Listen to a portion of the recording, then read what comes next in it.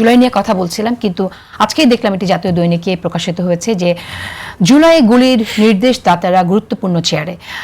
এটা কিভাবে সম্ভব হলো? আমরা অন্তর্বর্তী সরকারের সময়ও দেখেছি যে যাদের বিরুদ্ধে অভিযোগ আছে বা যারা এর আগে শেখ হাসিনার সাথে ঘনিষ্ঠভাবে কাজ করে সুবিধাপ্রাপ্ত হয়েছেন, তারা তাদের বিভিন্নভাবে বিভিন্ন পদে বহাল আছে।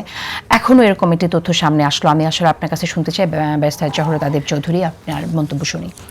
আচ্ছা, কিভাবে আসলে সম্ভব হচ্ছে? আমি স্পেসিফিক মানে পার্সনের নাম জানি না বা কোন নিউজ পেপারে, বাট আমি যদি জেনারেলি বলি, আসলে আমরা একটু আগে বলছিলেন এবং I fully agreed with his যে পয়েন্ট, যে rule of law, we want rule of law based country, right? এখানে জাস্টিস হবে। এখন যেটা হচ্ছে যে যদি কারো এগেনস্টে গুলি করার নির্দেশ উনি দিয়ে থাকেন এবং এই নির্দেশটা ইলিগাল ছিল, সেটা তো একটা কোর্টের প্রসিডিওরের ম্যাটার, রাইট? আমি যদি যে আপনার হচ্ছে গিয়ে ক্রিমিনাল জাস্টিস সিস্টেমের একদম বেসিক পয়েন্টই হচ্ছে যে আপনি আনটিল আনলেস প্রুভেন গিলটি, তাকে ইনোসেন্সের আপনাকে ধরতে হবে। সো এখন বাট তারপরও কি সরকার এটা নজরে নিচ্ছে না? অবশ্যই নিচ্ছে। যখনই কারো রেসপন্সিবিলিটি আসছে এইটা নিয়ে, কিন্তু ভেরি মানে this is the beauty of the parliamentary style of government, যেখানে এই ধরনের কোন ফিডব্যাক আসলে ইনস্ট্যান্টলি রিয়াকশন করার অপরচুনিটি হচ্ছে।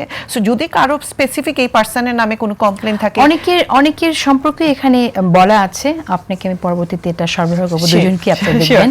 কিন্তু একটি জায়গায় গিয়ে আমার চোখটা একেবারেই আটকে গেল। সেটা 2014 সালের 18 জুলাই রামপুরহাটে টিভি ভবন এলাকায় নির্বিচারে 279 রাউন্ড গুলি চালানোর নির্দেশ দেয়া ঢাকা ডিসি অফিসের বিতর্কিত সহকারী কমিশনার। তিনি এখন যোগাযোগ প্রযুক্তি বিভাগের সিনিয়র সহকারী সচিব। এটা কিভাবে হয়?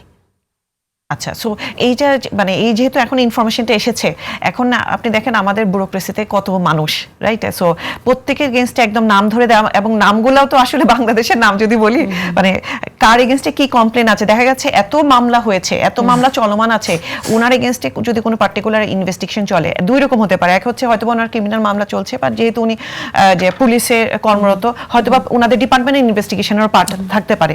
সো ডিসি অফিস, হ্যাঁ, সো এটা আমার ধারণা এখন যেহেতু সহকারী উপসচিব, অ্যাসিস্ট্যান্ট সেক্রেটারি। সো এখন যদি এটা আপনার হচ্ছে যে আইডেন্টিফাইড হয়, কেউ যদি এইটার যে রিভিউ করে দেখেন যে এটা আসলে যৌক্তিক, এইটা ঘটনাটা সত্যি, ওনার নামে কমপ্লেন আছে, অবশ্যই অ্যাডমিনিস্ট্রেটিভলি অ্যাকশন নেওয়া হবে।